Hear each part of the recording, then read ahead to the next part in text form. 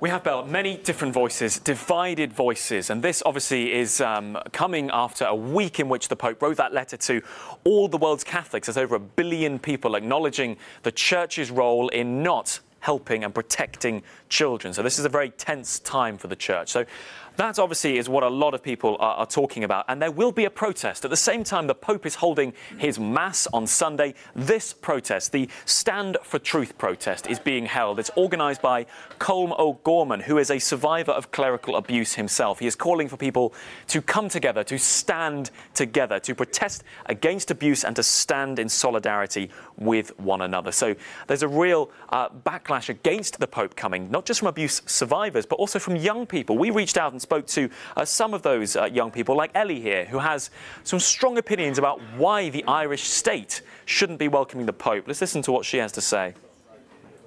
Welcoming the Pope to Ireland is wrong because spending €34 million on an institution that has allowed and upheld abuse to happen for years in our country is extremely insulting and disgusting.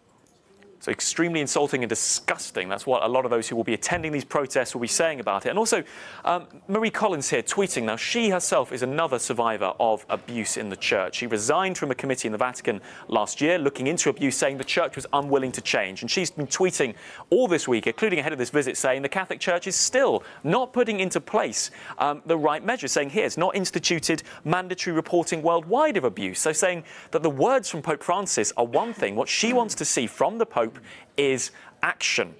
Now, on the other side of this discussion, while abuse is the top of the agenda for many people in Ireland, there are those Catholics who see this as a wonderful chance to celebrate their faith in spite of the abuse scandals facing the Church. Many people there celebrating the positive side of their Catholicism. Wendy Grace is their presenter, and she here is tweeting to say how wonderful it is that Catholics are coming together to celebrate their faith in the face of what she says is relentless negativity by the Irish media, who are missing the point about what these events, bringing Catholics together, are truly about. So for many people, yes, there are these scandals that need addressing, but this event isn't all about that. This visit is not all about that. It's about celebrating being Catholics together. And also, there are then young people as well, like Eileen here, saying how excited she is that she's got a ticket to go and see the Pope. It's the third papal Mass she's been to.